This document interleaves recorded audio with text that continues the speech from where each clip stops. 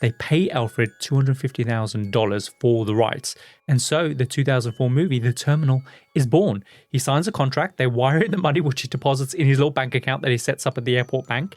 And for Alfred, nothing changes. He continues to live in the exact same way, just waiting at Charles de Gaulle Airport. What's he waiting for? Yeah, he's got $250,000 in his bank account. Yeah, should he be like, oh, call up that lawyer and go like, yeah, I will take that deal. Yeah. How many McDonald's can you buy? You're never going to be able to spend all that money on McDonald's. And then are people still giving him money? Because I'll be like, I know you've got 250 grand. I'm not giving you my razor. I think people are still giving him things out of generosity. Maybe less money now because, of course, he relies on all the media interviews and the attention that he's getting. But people still care for him. They want to give him like support or whatever. I'm not giving him anything. He's got 250 grand. Yeah, can I have some of your money?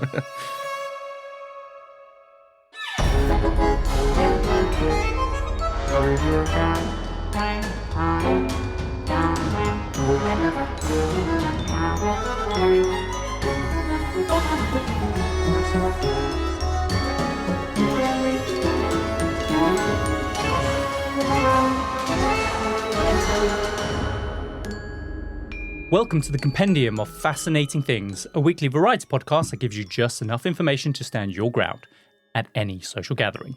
We explore stories from the darker corners of true crime, the annals of your old unread history books, and the who's who of extraordinary people. I'm, of course, your ringmaster this week, Kyle Risi. And I'm your human cannonball this week, Adam Cox. Ooh, human cannonball, Bob. Bob. Why Bob? Moonlighting as a safety officer, reminding everyone to wear their helmets. I should wear my helmet. I could get injured. I could die. Of course, and that's why you're the safety officer, right? So, Adam, a new week. We've had a little bit of a refresh, a little rebrand, right? Things are changing up a bit. So, guys, all of you who are unaware, All the Latest Things is now its own episode, packed with even more weird news and mind-boggling facts, all wrapped up in its own mini episode. And it's waiting for you every week alongside our main feature on Patreon. If you remember, even as a free member, this is a bonus piece of content ready for you guys to just enjoy. And don't forget, signing up also gets you early access to next week's episode, a whole 7 days early before anyone else. Now, if you've binged through all the free content and you're still hungry for more, then you can become a certified freak that unlocks all of our unreleased episodes up to 6 weeks ahead of schedule. By signing up, your support will really help us create even more exclusive content for you guys. And as a certified freak, you also get access to our private RSS feed, which you can add straight to Spotify or Apple Podcasts. This means you'll have all of your regular episodes and all the latest things in one convenient place. So, don't miss out. Yeah, why wouldn't you? Yeah, why not, man? Support us. If you love us that much, support us. It really means the world to us. But anyway, Adam, today's compendium, we are diving into an assembly of red benches and bureaucratic baggage. Red benches? So something to do with the government? I guess so, yeah. I mean, bureaucratic. Nice big fat clue there for you, isn't it? Today, I'm actually telling you the story that many people don't actually realize is based on a true story. I'm talking about the real story behind the 2004 film starring Tom Hanks, The Terminal.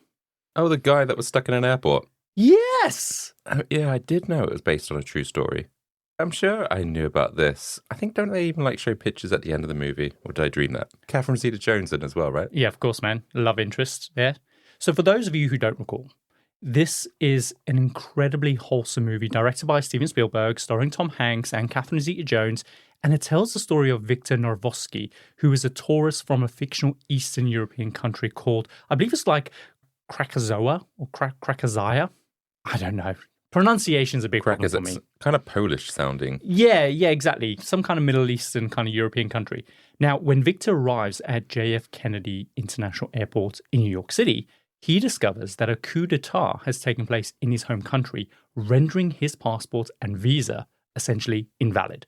And as a result, he's denied entry to the USA, but he also can't return home because his country no longer recognizes his passport either. So until the situation is resolved, as you know from watching the film, he's instructed by the field commissioner just to remain in the transit lounge at JFK Airport. And so, for 7 months or whatever, He is stuck living in this airport. He can't leave or he'll be arrested. And his only option is just to wait it out. Now, on top of this, he can't speak English. He has no money. He has to, of course, adapt and survive. It's kind of like that classic hero arc where he has to overcome all these different challenges. Makes a really compelling story.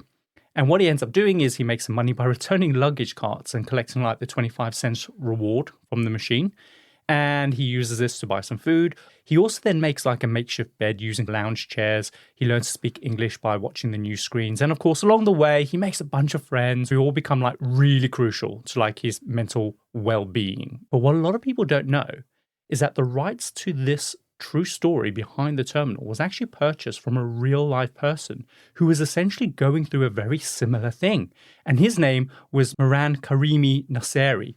But get this, the rights to his story wasn't bought after Mehran finally left the airport. He was still living in the airport at the time.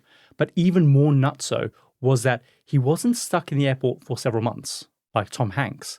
Mehran was stuck in the airport for 18 years. 18 years? Yeah.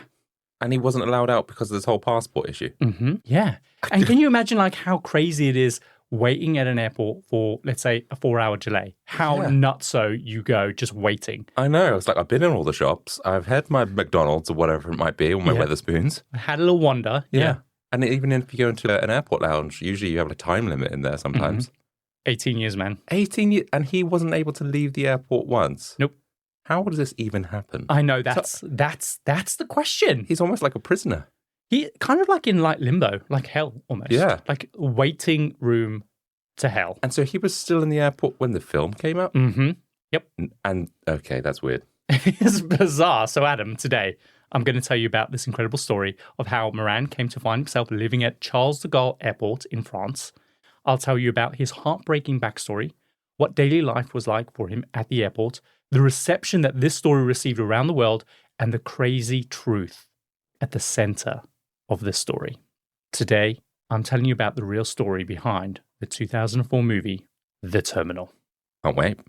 So, Adam, to kick things off, I'm not actually going to refer to Mehran Karimi Nasseri as Mehran.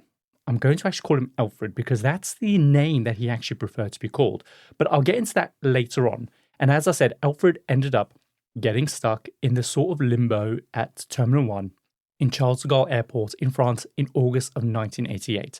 And just like the film, it's partly due to this bizarre bureaucracy of international travel, passports, citizenship, and these various legal loopholes which end up entangling him in this huge mess. But also, it's partly because he ends up becoming quite mentally ill. People aren't really sure if this is a result of him being stuck at the airport for all these years, or if this is something that happened to him before he arrived, therefore the reason why he ended up staying all these years.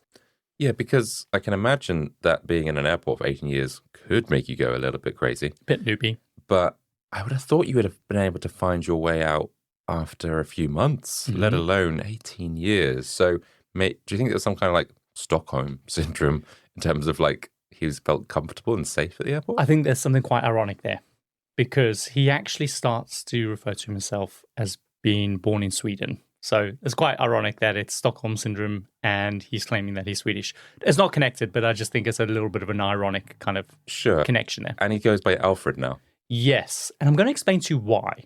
And I think it's going to become clear as we find out a bit more about his backstory. So nobody actually knows when he was born because all these identification and documents end up getting lost early on in his story. But on top of this, his story tends to change quite a bit. It is believed that he was born around 1946 or 1947, which if accurate would make him around about 78 years old today. Now, we know that Alfred was born in the Anglo-Persian Oil Company settlement. And growing up, his dad was this Iranian doctor working for an oil company, and his mum was a homemaker. In total, he has 7 brothers and sisters who all grow up in a fairly affluent family as a result of the wealth that comes from these Western countries mining oil there at the time. When he is in his early 20s, his dad ends up dying of cancer, and this is exceptionally difficult for him and his family. It's around about this time that his mother actually tells him that she isn't actually his mother and that his father had had an affair with a Scottish nurse who was working at the oil base where he worked at the time. And because at the time in Iran, adultery was considered a crime that was punishable by death. So Alfred's father and his wife agreed to keep the affair a secret and raise him as her own in order to protect everyone involved. But even though she agrees to raise him as her own, she is extremely bitter and upset about this. And it's this resentment that she latches onto for pretty much all of his life, unbeknownst to Alfred. So when his dad finally dies and is no longer at risk of being executed, she tells him that she isn't his mother and that she actually hates him. She actually hated his father as well for bringing shame into their marriage. But she was happy to go along with it? I guess like she's a homemaker, right? So if her husband gets punished by death, A, she's an outcast, and B, does she still get the support that she needs? Right, okay, so she's doing it almost a bit out of necessity. Potentially, yeah. Of course, Alfred is devastated when he hears this. His entire life and his parentage has now turned out to be a lie. And for his entire life, this person who he thought was his mother secretly hated him just for existing. So for him, everything that he has ever known is now just turned upside down. And on top of this, his mother tells him that she wants him out of their lives and tells him that he has now been disinherited. Oh, so he gets no inheritance? Gets nothing.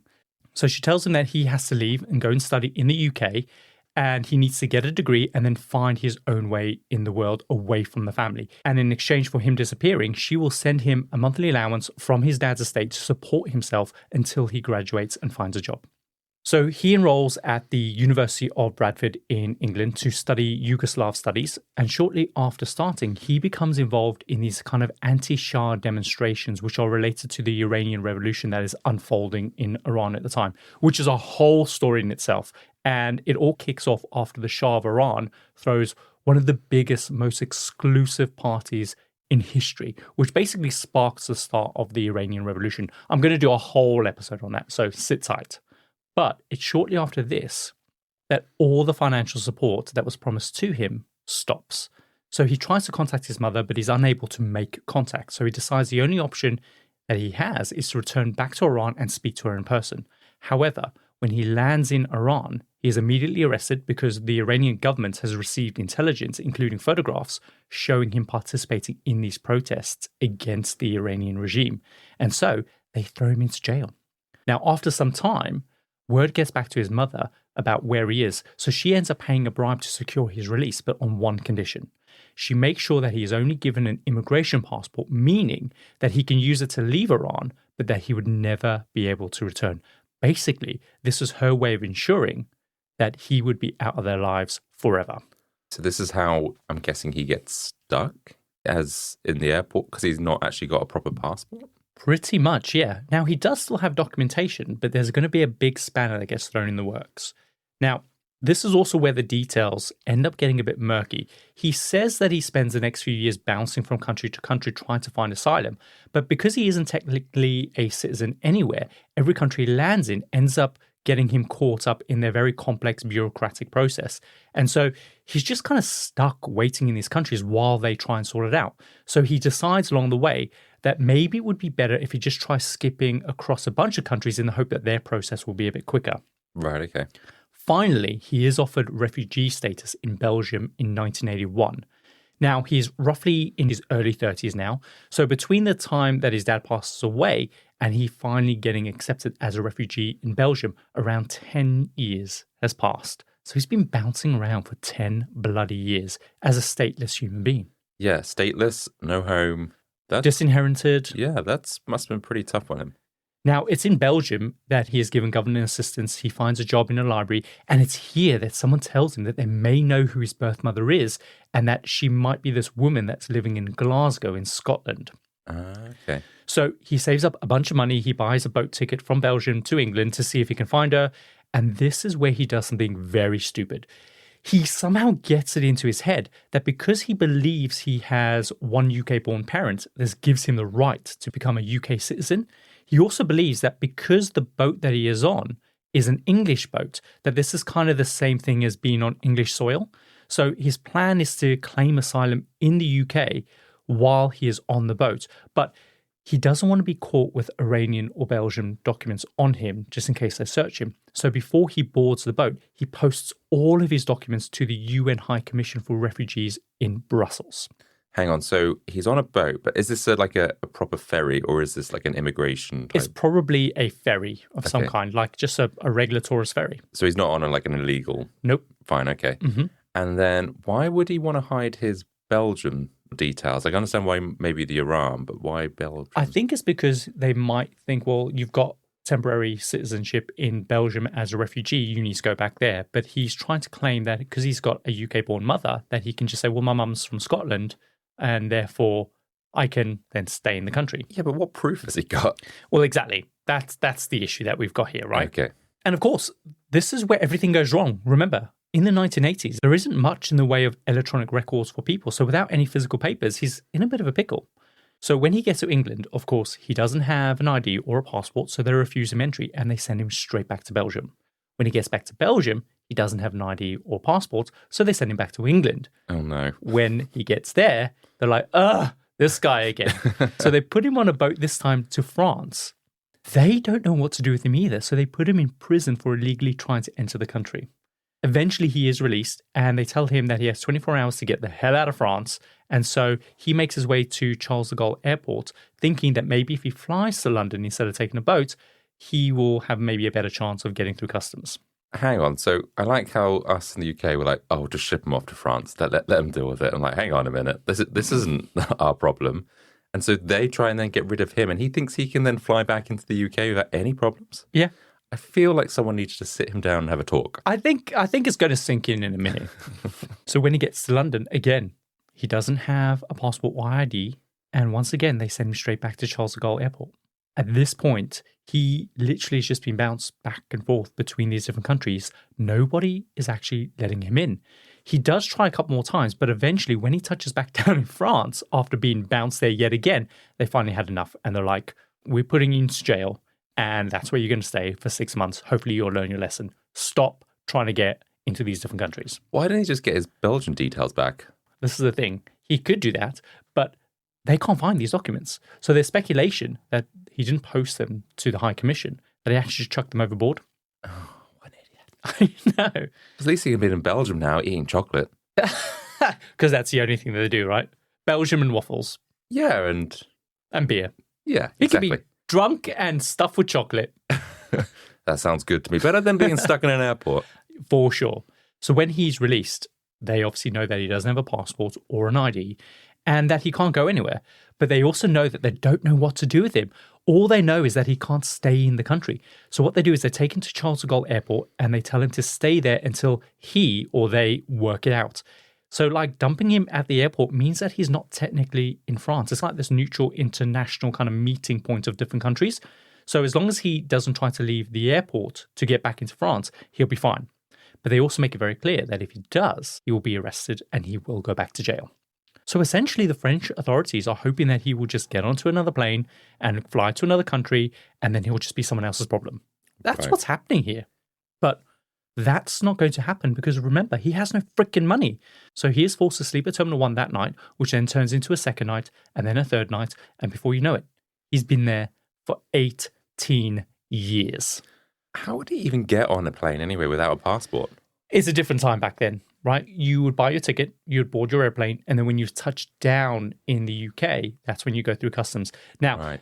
here's the interesting thing about the UK and the French border is that France, in these modern days, is responsible for checking kind of the documents as they board. We have this weird kind of agreement with France whereby the border is technically In the other country, isn't it? in the other country. Yeah, same if you Yeah. go on the Eurostar or whatever. That's Yes. when, you do that process before you get on the train. Yeah, I don't know if that's changed now since we left the EU because it's gotten quite murky with people now illegally coming into the country.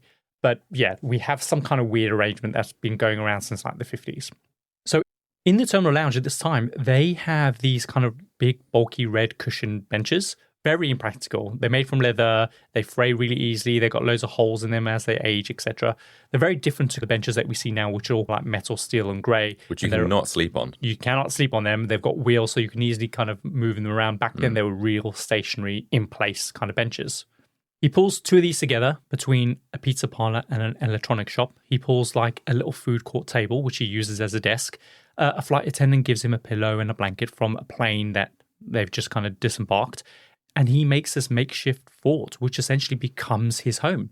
And of course, passengers see him, or he'll often strike up conversations with these people, and they end up giving him all sorts of things like books and magazines, which he starts to collect up all around him, along with all of his other items that he either manages to find or buy, or people just give him. And just like Tom Hanks in the movie, he has a briefcase that's filled with various items. He owns a Sony Walkman. He has this little alarm clock to kind of wake him up every morning. And when you see pictures of him in the airport, he's got all this stuff that's piling up around him. And he keeps a lot of his stuff on like these trolleys and in laundry bags, which can like easily just be wheeled around. But he's amassing a whole bunch of stuff around him. Yeah, it's almost like it's hoarding by the sound of things. Yeah. I mean, I guess human beings, they want stuff, right? Yeah, but how does he get away with this? How is security or cleaners or airport management, I guess they get the deal with him, he can't leave or whatever, but how has no one said, oh, you can't build a fort? I think there's a bit of a compassion there, right? Like, what's the other alternative? He, as far as they know, like he is embroiled in this dispute between customs and whatever. And I guess they just think that he is going to get it sorted out very soon. And it just ends up taking 18 years. Very soon. But that was like 10 years ago and he's still here. Yeah, I guess at some point he just becomes a regular fixture. But it also gets a bit tricky. They can't be seen to be doing anything about it as time goes on because he becomes this huge celebrity. And people in France, they've got quite a good welfare system. No one wants to be seen as a bad guy turning away a homeless person. For food, of course, he has his pick of all the restaurants in the terminal, but his preferred choice is McDonald's, where every day he will have a bacon and egg croissant for breakfast and a fish sandwich for dinner. And that is pretty much all he eats. Like, he could have a pizza if he wants to, but he prefers McDonald's. That's quite gross, actually. I know, 18 years. Incredibly, he keeps clean by using the nearby public bathroom, which also has a shower, and this becomes a huge part of his very rigid daily routine. At one point, a passenger gives him an electric razor, so his face is always immaculately shaven, he's always extremely well groomed, he always looks great, and in some of the documentaries that you watch about him, he will literally just be sitting at his little desk where his bench is, and he'll just whip out his razor and he'll just start shaving himself like several times a day.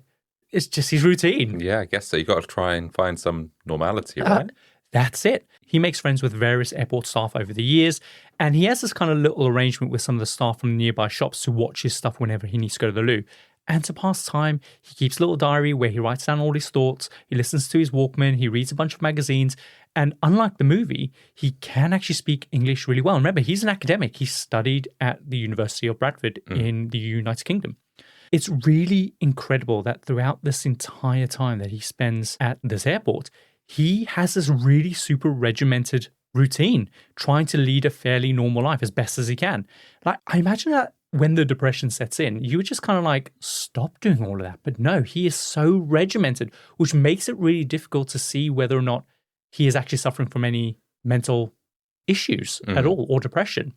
Like, he even opens up a little savings account in the terminal bank upstairs where he would deposit any money that he gets from passengers. And for like 5 years, this is his entire life. After a while, he becomes a bit of a local celebrity attached to this really bizarre, quirky story. And people start coming to the airport to visit him, to come and just see him. He's like this urban legend that people want to see for themselves. They've all heard about it. It's making the rounds in local news and national news, and they just want to see it themselves. So if they're ever flying through, people go out their way to go to Terminal 1 to kind of see him, have a conversation with him. And like, he's happy to receive these people. He's happy to have these conversations. Is he like the puppet man in Norwich? Yes. So we have the puppet man in Norwich. Does he have a name? The puppet man. Just the puppet man. And what he does is he just sits on Gentleman's Walk like a busker, but he'll be blaring out like 90s pop songs or whatever. From like a 90s stereo, usually. Yeah. And he's got like these two puppets on his hands. I think they're from like Sooty. Oh, I don't know. I think it changes. Puppets. Yeah, but something like that. Yeah, hand puppets. And all he does, he's quite an old guy. And he will literally, as the music's playing, he'll just flap these puppets around. He's not doing anything interesting with them. He's literally just got them on his hands and he's flapping his arms up and down. And he's this huge celebrity in our city. You can look him up. He's got his own Wikipedia page and he's just incredible. I haven't seen him in ages. Well, he does go on tour. Where? He goes to Great Yarmouth sometimes. I've seen him there. 10 miles down the road. So I think he does a little bit of a lap or circuit around, this part of the world. He's a local treasure. Yeah, but how he gets money for that, I don't know. But people turn up to see him. Every city has those weird little quirky characters. I remember the one, because you went to university in Bournemouth and there was Gordon. Oh, yeah, Gordon. You told me about Gordon and how, like, no matter what time of day it was, no matter where he was, if you said, hey, Gordon, what's the time? He will tell you what the time is and he'll be dead accurate. And you took me to Bournemouth on one of our first kind of trips away. And you told me the story and we saw Gordon. We bumped into him, yeah. And the first thing I said was, hey, Gordon, what's the time? And he went, it's 2:00. And then he pointed up and there's a big giant clock above him. It's true. I guess there are quite a few clocks in Bournemouth. So maybe he's just really lucky. She's like, why do people asking me? Just look up. So I guess Alfred is one of those types of people, right? Yeah, He's just that one of those curiosities that becomes a permanent fixture of an area, associated with that area. And beloved, because the puppet man we love, right? And so people eventually start sending him all kinds of stuff. They write him letters, which they address literally to the man at Terminal 1 of Charles de Gaulle Airport. The mail staff know exactly where to deliver the packages and the letters. And he has sent all kinds of things, from cash to gift cards, which you can use to buy food and other necessities at the airport. People sending books and magazines, including personal letters of support. And sometimes he will receive things like soap and personal kind of care items. And after years of living in the airport, these correspondence end up becoming this real crucial kind of element in helping him connect to the outside world when he's trapped in this airport. And it genuinely warms my heart to think that are really actually some really good people out there. So it's sweet. But Adam, that's pretty much what life is like for him at this airport. At this moment in time, he's been there for around about 5 years. But I think it's a good time to take a quick break. And when we get back, Alfred is about to get very, very famous. But does he find a resolution? We'll have to find out after the break.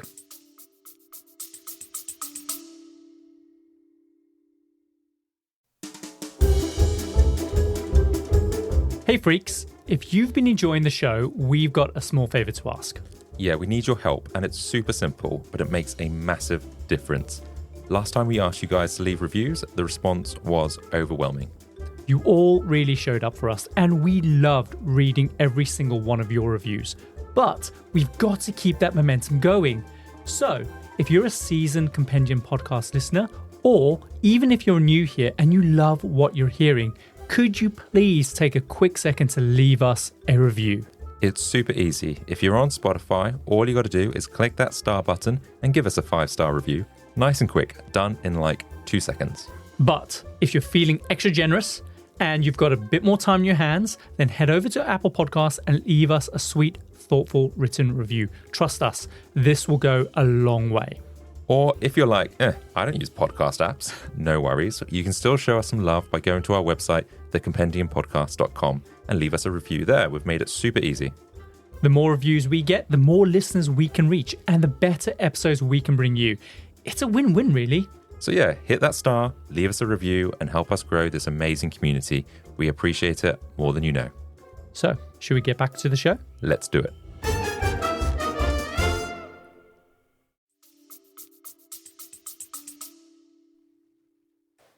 So Adam, we're back.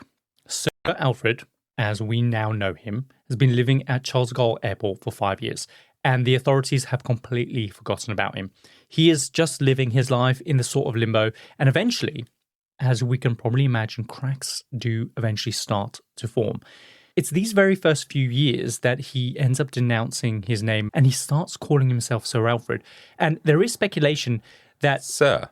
Yes. Oh, sorry. Yes, of course. He's Sir Alfred. That's his name. Hang on a minute. You don't get to be called a sir. Why not? By living in an airport. He's got Scottish heritage. That's not how you get to become a sir. You need to be knighted. That's what he thinks.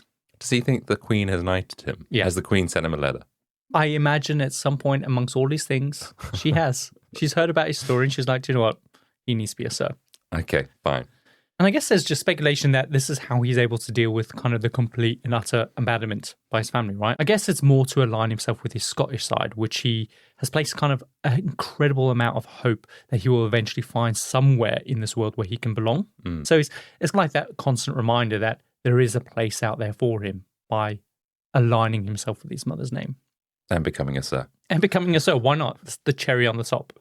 But he also starts insisting that he was born in Sweden, denying all connection with Iran, to the point that he even refuses to speak Farsi, opting only to speak English. And when people could get to know him, all he talks about is how he wants to go to Scotland to find his birth mother, which I guess I understand. He's been completely abandoned by his entire family. So he just wants to fill that void left by finding somewhere to belong. But after his story becomes this weird curiosity around France, the government decides that they are actually going to send a lawyer to help him out. And because it's like not a good look for the government to be seen to be doing nothing to assist him, especially since France is known for having a pretty good social welfare system. So the expectation is that they should be doing something to help him. And I guess that over the years, there must have been a lot of people demanding that the French government step in to at least assist, right? He's been there for like 7 years at this point. Yeah, I mean, I'm surprised that he's been there that long before they start to do something. So this lawyer steps in, and he gets to know Alfred a bit better, and he learns that he previously mailed all of his documents to the High Commission for Refugees in Brussels. He tries to track them down, but nobody can find these documents. So the lawyer just ends up getting stuck in these endless loops, just going back and forth. But eventually, after 7 years of wrangling, he manages to track down his papers. This means that his lawyer can now apply for a 12-month temporary visa, which will permit him to travel to any country in the world who is signed up to the Geneva Convention. It will also allow him to work for 12 months until he can sort something out and get something a bit more permanent. That's great. Amazing. Amazing. And if he wants to, this is his chance to travel to Scotland to try and track down his birth mother. When his lawyer presents him with the new documents, because they are registered under Mehran Karimi Nasseri, he refuses to accept them. He says, that's not my name, and I am Swedish, not Iranian. So his lawyer's just baffled. He's like, but 7 years. Yeah. But I just did all this work. What? Yeah. What? It's been 12 years and you can now leave. You can legitimately leave and live somewhere for 12 months. But he rejects it. So from this moment onwards, there's nothing the lawyer can do for him. He won't accept the paperwork. So there pretty much isn't anything that he can do to force him. So that's just 7 years down the drain. Yeah, and he's probably not got paid for that either. The government might have paid. Oh, okay, fine. But even still, I'm frustrated. So a lot of people have pointed out that he could have just accepted the paperwork and then changed his name, which is, of course, is the logical thing to do if you were really that desperate to get out of that situation. So the question is, did he really want to leave? Ah, I see. Because maybe after that amount of time, like maybe you're thinking, oh, what am I going to do? I don't know how to tackle the real world. Yeah, I think he's just become institutionalized, forming this weird relationship with the airport. Perhaps after all this time in a single place, maybe he was afraid of the prospects of leaving and having to adjust to a new life. A bit like prisoners, right? Yeah, and also it's a bit like COVID in a way, when first of all, you didn't really want to leave your house. That was because you knew that there was some virus about, but it was almost like it felt weird and a bit alien leaving. Yeah. So yeah, people just adapt really quickly, and then people don't like change, do they? There is this brilliant article in GQ magazine by a guy called Michael Paternity called The 15-Year Layover. So at this point, he's been there for 15 years. And in it, he writes that after he visits Alfred at the terminal, at one point, he also reaches out to the lawyer who helped him out. And this is a direct quote from the actual article. The lawyer told me that when he'd first met Alfred, the man had been quite lucid in the telling of his story, but over time, he'd become free of logic, and so his story kept changing. After Alfred suddenly asserted he was Swedish, the lawyer asked him how he had travelled from Sweden to Iran, which Alfred responded, submarine. Okay.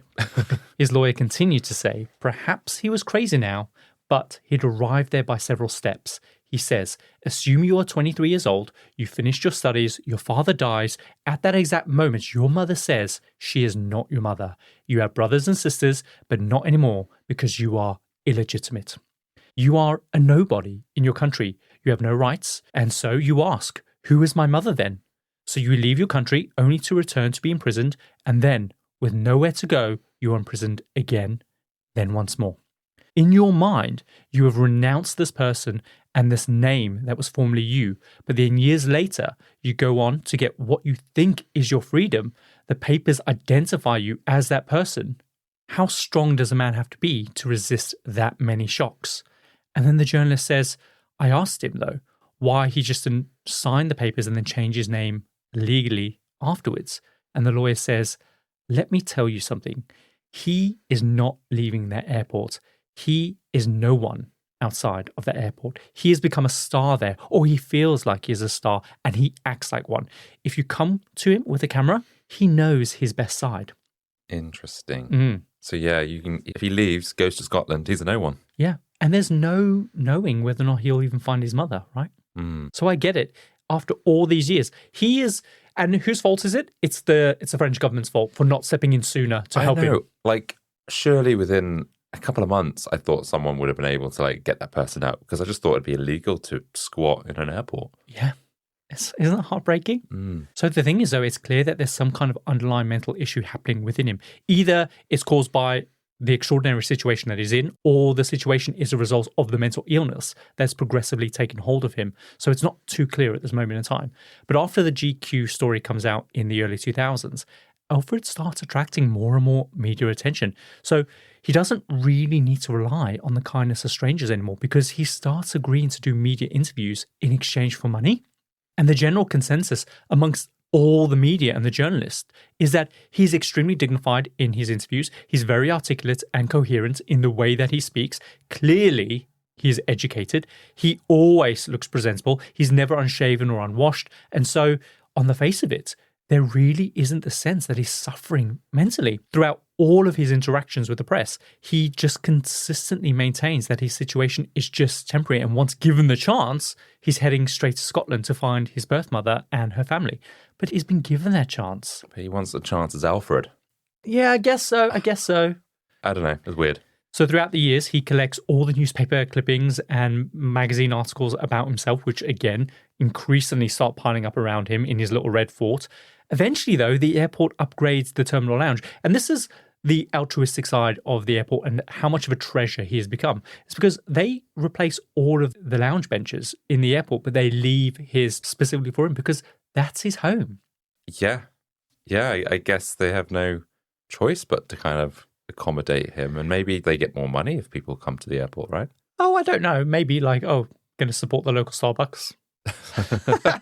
I don't think that's a priority. Okay. I think it's just genuinely altruistic, right? But it could also be that because the amount of media attention that he's receiving, if the airport did try to oust him, it's not a good look. That's true, yeah, because where's he going to go? So in 2002, an amateur filmmaker named Paul Bergzeller and a guy called Glenn Luckford, they approach Alfred because they want to make a mockumentary film about his story.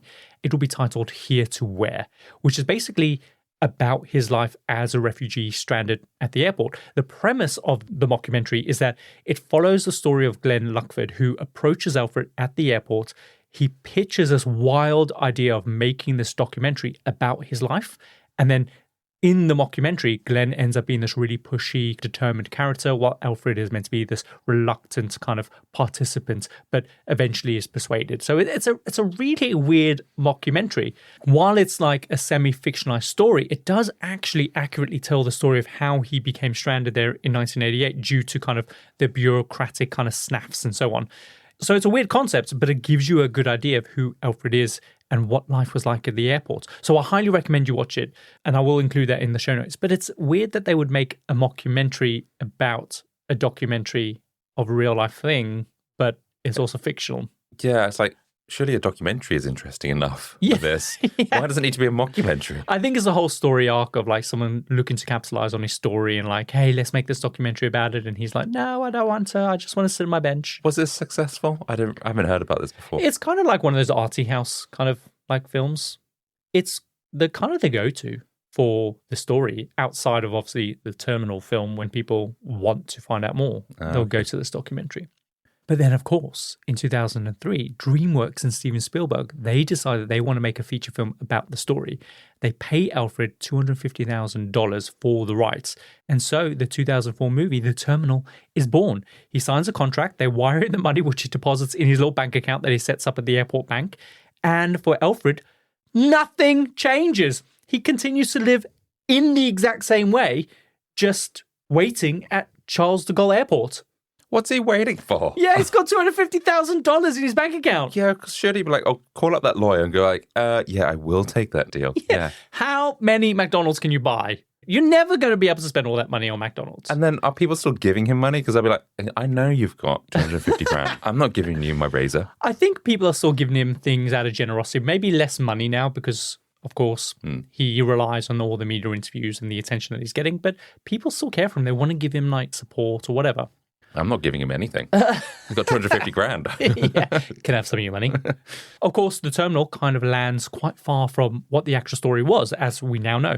But the premise is inspired by this story. And I guess I can just imagine the producers get into a room together and they thought, like, while the story is fascinating, it doesn't really make for a classic story arc that will resonate with people. Like, the hero doesn't actually find resolution. He doesn't overcome a daunting challenge or rise up in the face of adversity, right? So there's not even a love interest. Like, who's he dating in the airport? And what's the end? Oh, he's still there. He's still there. So I guess it's not long before they realize that actually at the heart of the story is actually a really depressing tale of isolation, abandonment, and loneliness.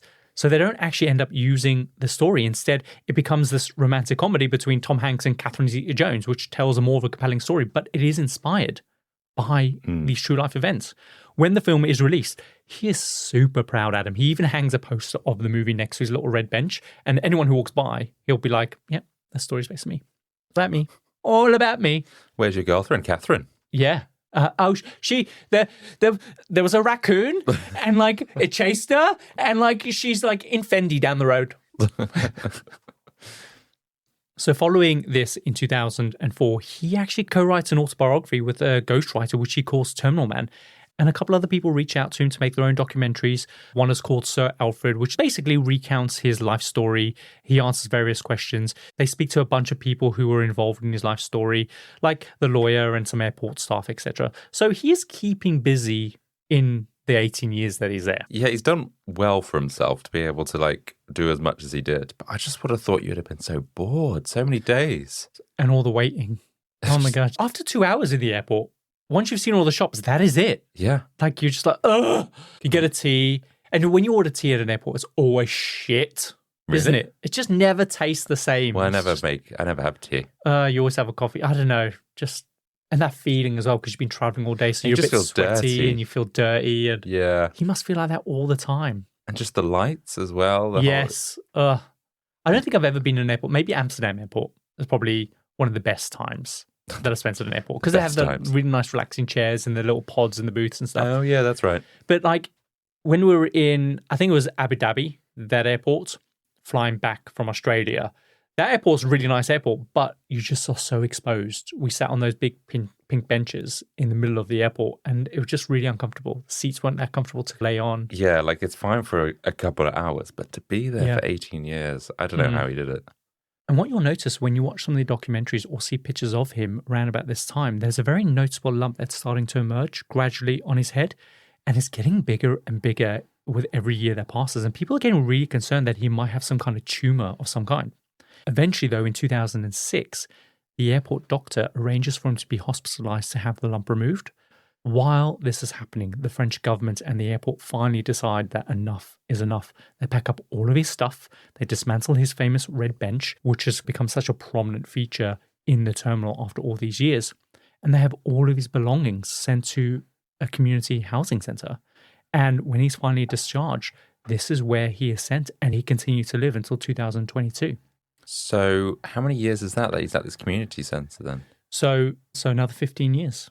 So 15 years. Yeah, so that's where he lived. So his time at the airport is now done. 18 years he ends up spending there total. 18 years, and then he spent another 15 years at this place. Yeah. And what is this place like? I don't know. I don't have any details about it, really. I guess he's managed to stay there 15 years. I guess it might have been okay for him. I guess he has a proper bed in a room or a house or small flat.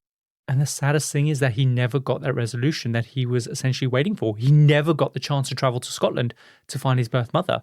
And the authorities never recognized him as Sir Alfred. And even though it was now all over, he was still kind of in that limbo. Like, being out of the shackles of the airport didn't change a single thing, not one single bit. It's heartbreaking. The guy, Paul, who made the mockumentary about his life, he ended up writing an article for The Guardian not long after the terminal had come out. He actually managed to track down Alfred's family. And he thought it was going to be super, super difficult because, of course, they disowned him. But actually, he finds them with almost no hassle. And they're happy to talk to him. It was true. He was from a wealthy Iranian family. And the more he got to know them, the more he started to realize that almost nothing about Alfred's story was true. His 7 brothers and sisters are all very well-respected professionals. One's a banker, one's a chemist, another works in state television and in radio. One of his sisters even works as a dentist, and she lives in Luxembourg. So they're a very international kind of family. And just like Alfred, they all pretty much study in different countries all around the world. They tell Paul that Alfred had been studying in the UK, as we have obviously come to believe, but they say that he was never cut off from the family. In fact, when he was in the UK, he was living with one of his brothers. They say that he was forced to drop out, not because the support money had stopped, it's because he was failing. Right, okay. So apparently he was totally ashamed by this, especially since being an intellectual was really important to him and his siblings. So he decided to just go traveling to Europe while he kind of worked out what his next move was going to be.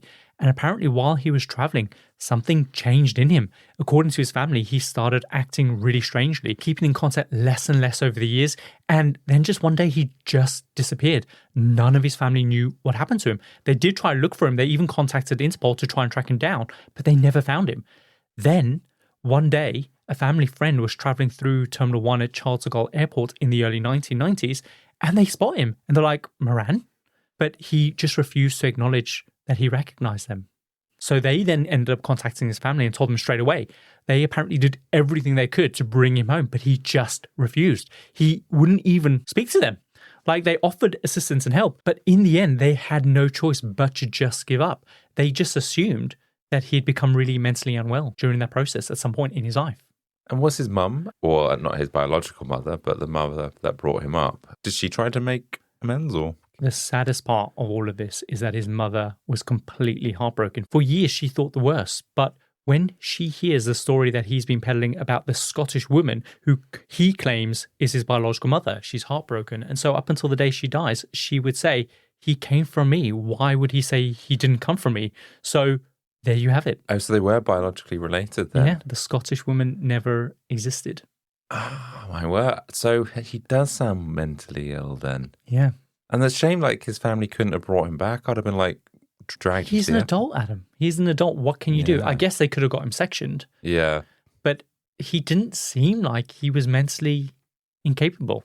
And so he did all this, is what we're thinking, because of shame. He disowned or tried to distance himself or disconnect himself from his family. Mm-hmm. That's really sad. Everything he said you needed to take with a grain of salt. He started to blur the lines between who he actually was and this fantasy that he had crafted about himself.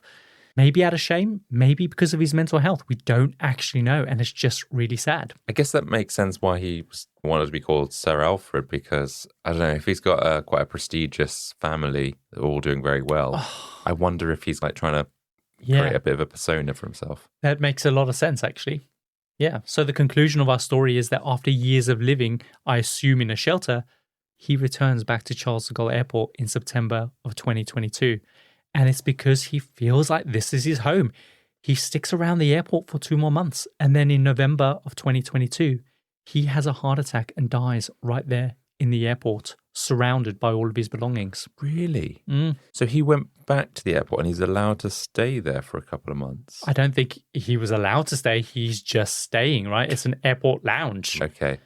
They find several €1,000s in cash next to his body. So it's not like this was the only place he could have gone. As far as we know, he still had all, or if not most of the money that he earned from selling the rights to DreamWorks and the other kind of things that he had got paid for. So he just lived at Charles de Gaulle Airport Terminal 1 from August 1988, returning for 2 months in 2022 before passing away from a heart attack. So he was there a total of 18 years and 2 months. Wow. Yeah. So Adam, that is the story of Sir Alfred, the real-life inspiration behind the Terminal Man. That is, it's kind of crazy, really. I didn't realize it was such a sad story. That's the thing, right? Because and I feel like Hollywood's not going to make a film with that resolution. Well, equally, I guess they didn't know the resolution when the film was made. No. It's like now there's your movie. Mm. Yeah. Now it could be a movie. I don't know why, like, Hollywood didn't try and help him track down his birth mother. I know it wasn't true, but why did they not try and help? Do you think they knew? Do you think they not actually? Ooh, interesting. And who else can corroborate this apart from his family? Well, I mean, when you look back in retrospect, especially when you watch some of the interviews, he does go on tangents. Mm-hmm. He will start to explain his backstory. And then I think while he's articulating it, he will potentially realize how implausible some of these details sound. And then he just clams up and stops. So I think that there were signs that potentially something wasn't quite right. Was he even lying about staying in the airport? Like, did he even create a fort and then would go check into like the Holiday Inn down the road? He's got $250,000. Yeah, and then comes back the next day like, oh, I live in an airport. Yeah, maybe. This story should like be catalogued with all of our scam stories. I don't know if I trust this guy. It might come out. I'll keep you updated if it does. So if you do want to know more about this incredible, very unusual story, definitely check out the mockumentary called Here to Where, which I believe you can watch on YouTube. Of course, if it's been a while since you've watched The Terminal, then check that out too. But do that after you've watched the mockumentary to really appreciate Hollywood's take on the story. Also, there's that really great GQ article, The 15-Year Layover, which is probably the article that made him the most famous. But also, I just can't imagine what life must have been like living in the airport for all those years. Like, as I said earlier on, when I'm stuck in an airport for longer than an hour than I need to be, I just end up having like a mentee B. So I don't know how he managed 18 years and then to come back. Fucking hell. Maybe the McDonald's was just really fucking good. Maybe. When you have a good McDonald's, you're like, that's a good McDonald's. I think the best McDonald's we've ever had was the one at the Olympics in 2012. Nothing will ever beat that. The fact that we still can remember that. Yeah. 12 years It was so good. I even remember exactly what I had. What did you have? It was the chicken burger. Oh, wasn't it? It was just so fresh and so warm and just like the rolls were crispy. I remember the fries being really good. And then we headed to McDonald's at that 24-hour in Brixton. And I remember, because it was only a few hours later, we thought, let's have another McDonald's. And it was terrible. Yeah. Just couldn't recreate it. This is what Sir Alfred's after, right? It's the McDonald's. And he was going for a croissant, a bacon and egg croissant. Very French, I guess. I love a croissant with things in it. Yeah. So, Adam, shall we run the outro for this week? Okay. And that wraps up another journey into the fascinating and intriguing on the Compendium. If today's episode tickled your curiosity, then don't forget to hit that follow button on your favorite podcasting app. It makes the world a difference when you do. And for our die-hard listeners, next week's episode is waiting for you right on our Patreon, completely free of charge. If you're hungry for more, then join our Certified Freaks tier to unlock our entire archive and enjoy exclusive content and get sneak peeks of what's coming up next. We'd love you to join our growing community. New episodes launch every Tuesday, and until then, remember, life's toughest layovers don't always end with a departure. See you next week. See ya.